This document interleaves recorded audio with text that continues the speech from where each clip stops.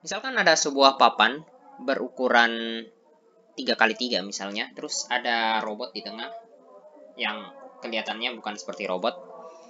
Nah, robot ini dia bisa bergerak ke kiri, ke kanan, ke atas, atau ke bawah. Ya, seperti pada game-game pada umumnya gitu kan. Misalkan ke kanan lah. Nah, tapi robot ini kalau setiap selesai bergerak, dia harus mengganti warna ubin yang ditempatinya gitu kan. Nah, jadi dia kayak putih ke hitam atau hitam ke putih. Nah, karena dia bergerak kemudian ganti begitu, saya bisa bilang robot ini sebagai robot gerak dan ganti atau robot GG. Oke, that's good. Sekarang kalau misalnya ada permasalahan, misalnya diberikan beberapa ubin hitam di suatu posisi, misalnya seperti ini, gitu kan. Nah, bagaimanakah rute terpendek untuk robot GG agar semua papan berubin putih? Sebenarnya banyak cara. Tetapi saya akan mencoba menjelaskan penggunaan A-star di sini. Oh, apa itu A-star? Sebenarnya definisinya banyak di Google kan. Tapi saya bisa bilang definisinya itu seperti ini. Jadi cara mencari rute dengan mengingat masa lalu dan memprediksi masa depan. Nah, jadi bukan hanya masa depan saja, tapi kita perlu melihat masa lalu begitu kan. Mengingat masa lalu. Misalkanlah seperti ini. Misalkan ini di luar robot GG ya. Misalkan kita mau mencari rute sampai ke goal begitu kan, dan ini hanya jalan yang diketahui. Misalkan ke kanan. Nah, kemudian berarti kita sudah tahu bahwa kita sudah bergerak dari tengah ke kanan. Kita mau tentukan apakah seterusnya adalah jalan yang lebih baik atau ada juga jalan yang masih setengah sih.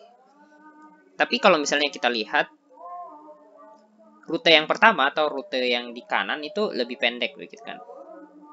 Nah, itu kalau hanya lihat di masa depan, dari masa depan. Bagaimana kalau kita gabungkan dengan masa lalu? Nah, tentunya yang pilihan pertama lebih panjang kan. Kita belum melihat yang pilihan kedua. Jadi, kita coba yang pilihan kedua. Dan kita berharap rutenya itu seperti ini gitu. Ini hanya berharap yang belum tentu gitu. Tapi seperti itu idenya. Jadi kayak cara mencari rute dengan mengingat masa lalu dan memprediksi masa depan. Jadi, yang kita lihat tadi itu, kalau misalnya kita gabungkan jarak yang ditampilkan oleh masa lalu dengan yang masa depan, nah itulah jarak yang ditempuh. Itulah totalnya. Nah, tentunya sebenarnya bukan hanya satu sih. Kita bisa melihat berbagai macam cara kan. Dan dalam hal ini kita mau cari yang terpendek begitu kan. Jadi kalau misalnya ada banyak cara, ya kita pilih yang terpendek dong ya.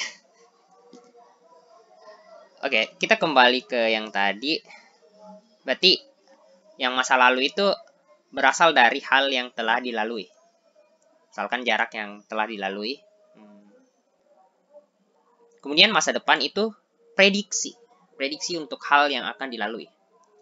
Bukan berasal dari hal yang akan dilalui, karena kan kita tidak bisa membaca masa depan kan. Kita hanya bisa memprediksi.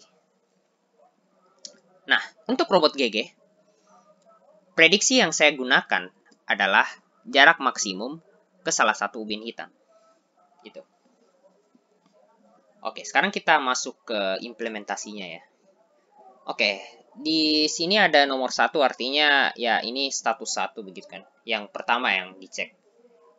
Oke, kita menghitung ya sesuai prediksinya, yaitu jarak maksimum ke salah satu ubin hitam yaitu 3. Karena kita ngecek sini ini kan yang di kanan. Kalau misalnya robot GG bergerak ke kanan, ke bawah berarti 3 ya. Oke. Kemudian kita akan mencoba seluruh aksi gitu kan. Dalam hal ini seperti ini. Dan ada yang ke bawah dan ada yang ke kanan gitu kan. Jadi seperti ini dia. Perhatikan bahwa pada status kedua itu jaraknya 4 gitu kan.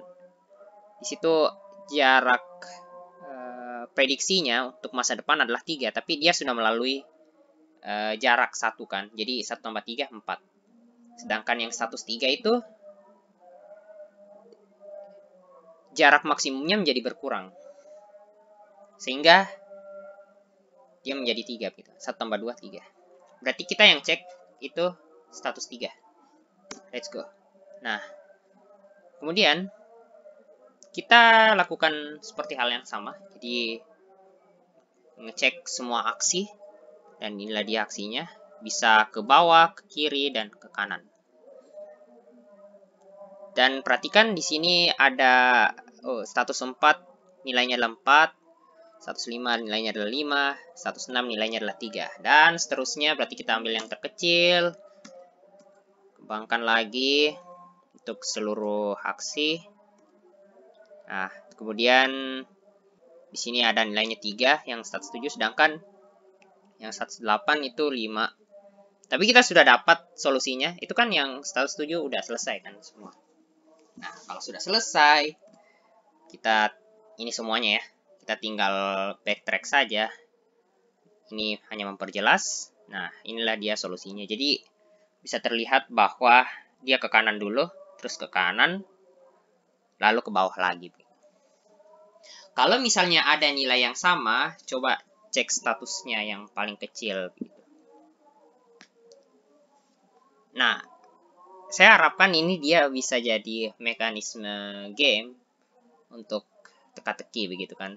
Karena ini cukup menantang juga kalau misalnya ukurannya besar gitu kan. Bukan hanya 3x3, bisa 5x5 begitu. Dan seterusnya. Dan dia juga bisa menggambar gitu kan. Oke. Terima kasih.